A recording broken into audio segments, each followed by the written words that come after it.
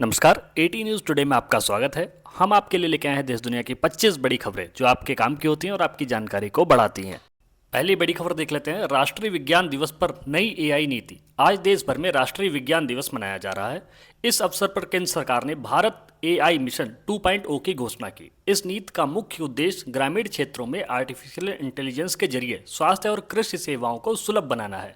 प्रधानमंत्री ने वैज्ञानिकों को संबोधित करते हुए कहा, भारत अब केवल तकनीक का उपभोक्ता नहीं बल्कि निर्माता बन रहा है। यह मिशन युवाओं के लिए रोजगार के नए द्वार खोलेगा। अगली बड़ी खबर देख लेते हैं। गगनयान मिशन, अंतरिक्ष यात्रियों का नया अभ्यास। इसरो ने गगनयान मिशन के लिए चुने गए अंतरिक्ष यात्रियों के दूसरे चरण का कठिन परीक्षण आज पूरा कर लिया है। बेंगलुरु के विशेष केंद्र में यात्रियों ने शून्य गुरुत्वाकर्षण और आपातकालीन लैंडिंग का अभ्यास किया। इसरो प्रमुख ने बताया कि मिशन अपने तय समय पर है और 2026 के अंत तक भारत अपने नागरिकों को अंतरिक्ष में भेजने का इतिहास रच देगा। यह भारत की अंतरिक्ष शक्ति का दुनिया में लोहा मनवाएगा। अगली बड़ी खबर देख लेते हैं। सीमा पर स्मार्ट फेंसिंग का विस्तार। गृह मंत्रालय ने आज भारत, पाकिस्तान और बांग्लादेश भारत सीमा पर स्मार्ट फेंसिंग के दूसरे चरण को मंजूरी दे दी है। इसके तहत अब लेजर सेंसर और थर्मल इमेजिंग कैमरों के जरिए घुसपैठ पर नजर रखी जाएगी। यह तकनीक कठिन भौगोलिक क्षेत्रों में मानव निगरानी की कमी को पूरा करेगा। गृह मंत्री ने कहा कि देश की सुरक्षा सर्वोपरि है और तकनीकी के इस्तेमाल से सीमा पर होने वाले अपराधों पर लगाम लगेगी। अगली बड़ी खबर देख लेते हैं। वंदे भारत स्लीपर ट्रेनों का ट्रायल।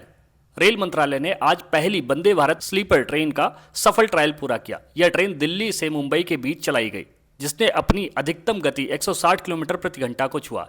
इस ट्रेन ने यात्रियों के लिए हवाई जहाज जैसी सुविधाएं और एर्गोनिक बेड दिए गए। रेल मंत्री के अनुसार मार्च के मध्य से ये ट्रेनें आम जनता के लिए उपलब्ध होंगी, जिससे लंबी दूरी का सफर अब और भी आरामदायक होगा। अगली बड़ी खबर देख लेते हैं। राष्ट्रीय साक्षरता मिशन 2026। शिक्षा मंत्रालय ने आज डिजिटल साक्षरता को बढ़ावा देने के लिए एक नया राष्ट्रीय अभियान शुरू किया है। इसके तहत अगले एक साल में 5 करोड़ ग्रामीण नागरिकों को स्मार्टफोन चलाने और ऑनलाइन बैंकिंग प्रशिक्षण दिया जाएगा। इस अभियान में कॉलेज के छात्रों को बतौर स्वयंसेवक जोड़ा जा रहा है। सरकार का लक्ष्य है कि डिजिटल इंडिया का लाभ समाज के अंतिम व्यक्ति तक पहुंचे और धोखाधड़ी के मामलों में कमी आए। अगली बड़ी खबर देख लेते हैं। जल जीवन मिशन की नई रिपोर्ट। केंद्र सरकार द्वारा जारी ताजा आंकड़ों के अनुसार जल जीवन मिशन के तहत अब देश के 85% ग्रामीण घरों तक नल से जल पहुंच गया है। आज हुई समीक्षा बैठक में प्रधानमंत्री ने उन राज्यों की सराहना की जिन्होंने 100% लक्ष्य हासिल कर लिया है। रिपोर्ट में कहा गया कि स्वच्छ पेयजल पहुंचाने से ग्रामीण क्षेत्रों में जल जनित बीमारियों में 40% की कमी आई है। शेष 15% घरों को इस साल के अंत तक कवर कर लिया जाएगा। अगली खबर देख लेते हैं। आयुष्मान भारत सीनियर सिटीजन के लिए विशेष कवरेज। सरकार ने आज आयुष्मान भारत योजना के तहत 70 वर्ष से अधिक आयु के सभी नागरिकों के लिए असीमित स्वास्थ्य बीमा की घोषणा की है। अब बुजुर्गों को गंभीर बीमारियों के इलाज के लिए अस्पताल के खर्च की चिंता नहीं करनी होगी। इस योजना के लिए विशेष कार्ड जारी किए जाएंगे जो देश भर के निजी और सरकारी अस्पतालों में मान्य होंगे। स्वास्थ्य मंत्री ने इसे बुजुर्गों के लिए सम्मानजनक जीवन का उपहार बताया है। अगली बड़ी खबर देख लेते हैं। पीएम सूर्य घर योजना का असर। पीएम सूर्य घर मुफ्त बिजली योजना के तहत आज 1 करोड़ परिवारों के पंजीकरण का आंकड़ा पार हो गया है। ऊर्जा मंत्रालय ने बताया कि छतों पर सोलर पैनल लगाने से मध्यम वर्गीय परिवारों के बिजली बिल में 90% तक कमी आई है। सरकार अब इस योजना को और सरल बनाने के लिए मोबाइल ऐप पर ही सब्सिडी की ट्रैकिंग सुविधा दे रही है। यह भारत को हरित ऊर्जा के क्षेत्र में आत्मनिर्भर बनाने की दिशा में बड़ा कदम है। अगली बड़ी खबर है। राष्ट्रीय संग्रहालय का पुनरुद्धार। दिल्ली स्थित राष्ट्रीय संग्रहालय के नए परिसर का डिजाइन आज सार्वजनिक कर दिया गया। नए संग्रहालय में एआई और वर्चुअल रियलिटी के जरिए भारत के 5000 साल पुराने इतिहास को जीवंत किया जाएगा। संस्कृति मंत्रालय के अनुसार यह दुनिया के सबसे आधुनिक संग्रहालयों में से एक होगा। इसमें सिंधु घाटी की सभ्यता से लेकर आधुनिक भारत तक की दुर्लभ वस्तुओं और वैज्ञानिक तरीके से संरक्षित किया जाएगा। इसका निर्माण अगले 2 वर्षों में पूरा होने की उम्मीद है। अगली बड़ी खबर देख लेते हैं। वैश्विक जलवायु शिखर सम्मेलन COP31 का प्रस्ताव। भारत ने आज संयुक्त राष्ट्र को 2026 में होने वाले COP31 मिशन सम्मेलन की मेजबानी का औपचारिक प्रस्ताव भेजा है। विदेश मंत्रालय ने कहा कि भारत जलवायु परिवर्तन के खिलाफ वैश्विक लड़ाई का नेतृत्व करने के लिए तैयार है। यदि प्रस्ताव स्वीकार होता है तो यह भारत के लिए पर्यावरण कूटनीति का सबसे बड़ा मंच होगा। दुनिया के बड़े नेताओं के दिल्ली जुटने की संभावना है, जहां कार्बन उत्सर्जन कम करने पर ऐतिहासिक निर्णय लिए जा सकते हैं। अगली बड़ी खबर है चंद्रयान 4 की बड़ी सफलता। इसरो ने आज घोषणा की कि चंद्रयान 4 ने चंद्रमा के दक्षिणी ध्रुव से मिट्टी के नमूने सफलतापूर्वक एकत्र कर लिए हैं। अब यह लैंडर वापसी की यात्रा के लिए तैयार है। यह पहली बार है जब भारत चंद्रमा से नमूने वापस ला रहा है। वैज्ञानिकों के अनुसार इस नमूनों में हीलियम 3 के भंडार होने की संभावना है, जो भविष्य में ऊर्जा संकट को खत्म कर सकता है। अगली बड़ी खबर है दिल्ली का नया मास्टर प्लान। दिल्ली सरकार ने आज विजन 2030 के तहत नए मास्टर प्लान का अनावरण किया। इसके तहत राजधानी की सभी सार्वजनिक परिवहन बसों को 28 फरवरी तक पूरी तरह से इलेक्ट्रिक कर दिया गया है। अब दिल्ली की सड़कों पर कोई भी डीजल बस नहीं चलेगी। साथ ही शहर में 500 नए ग्रीन पार्क विकसित किए जाएंगे। पर्यावरण विशेषज्ञों ने इस कदम की सराहना की है और इसे प्रदूषण के खिलाफ एक बड़ी जंग बताया है। अगली बड़ी खबर है भारत यूरोप व्यापार समझौता। भारत और यूरोपीय संघ ने आज एक ऐतिहासिक मुक्त व्यापार समझौते FTA पर हस्ताक्षर किए। 28 फरवरी को ब्रुसेल्स में हुई इस बैठक के बाद अब भारतीय कपड़े, मसाले और IT सेवाओं पर लगने वाला शुल्क समाप्त हो जाएगा। इससे भारत के निर्यात में 20% की बढ़ोतरी होने की उम्मीद है। विशेषज्ञों का मानना है कि इस समझौते से भारत में अगले साल 5 लाख से अधिक नौकरियां पैदा होंगी। अगली बड़ी खबर है IPL 2026 का महामुकाबला। IPL के इस सीजन में आज 28 फरवरी को मुंबई इंडियंस और रॉयल चैलेंजर्स बेंगलोर के बीच सांसें रोक देने वाला मैच हुआ। विराट कोहली ने मात्र 45 गेंदों में शतक जड़कर अपनी टीम को जीत दिलाई। यह कोहली के करियर का सबसे तेज T20 शतक है। स्टेडियम में मौजूद हजारों प्रशंसकों ने खड़े होकर उनका अभिवादन किया। अगली खबर है टेनिस में भारत की सनसनी। 18 वर्षीय भारतीय खिलाड़ी आर्यन राज ने आज दुबई ओपन के फाइनल में दुनिया के नंबर 1 खिलाड़ी को हराकर खिताब अपने नाम किया। आर्यन यह उपलब्धि हासिल करने वाले सबसे युवा भारतीय बन गए हैं। खेल प्रेमियों के बीच उन्हें नया राफेल नडाल कहा जा रहा है। 28 फरवरी का दिन भारतीय टेनिस इतिहास में स्वर्णाक्षरों में लिखा जाएगा।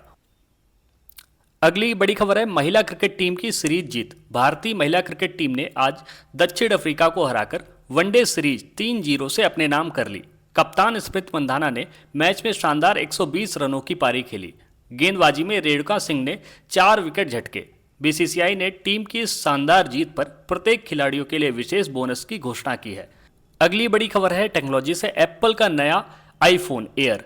एप्पल ने 28 फरवरी को अब तक का सबसे पतला और हल्का स्मार्टफोन आईफोन एयर लॉन्च किया है। इसकी मोटाई 3 mm है और इसमें कोई चार्जिंग पोर्ट नहीं है। यह पूरी तरह वायरलेस चार्जिंग पर काम करता है। इसमें नई बैटरी सेवर चिप लगी है जो एक बार चार्ज करने पर 3 दिन का बैकअप देती है। टेक विशेषज्ञों का मानना है कि यह डिजाइन मोबाइल इंडस्ट्री में क्रांति ला देगा।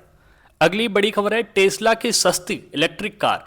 एलन मस्क ने भारत के लिए खास तौर पर डिजाइन की गई टेस्ला मॉडल 1 का अनावरण किया है। इसकी कीमत 15 लाख रुपए रखी गई है। 28 फरवरी से बुकिंग शुरू हो गई है और 1 मार्च से डिलीवरी शुरू होगी। यह कार एक बार चार्ज होने पर 400 किलोमीटर चलेगी। मस्क ने कहा कि भारत उनका सबसे बड़ा बाजार बनने जा रहा है।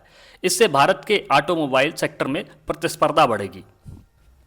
अगली बड़ी खबर देख लेते हैं। गूगल का नया AI जेमिनी 3.0। गूगल ने अपने सबसे शक्तिशाली AI मॉडल जेमिनी 3.0 को पेश किया। यह AI अब कोड लिखने के अलावा इंसानों की तरह जटिल सर्जरी में डॉक्टरों की मदद भी कर सकता है।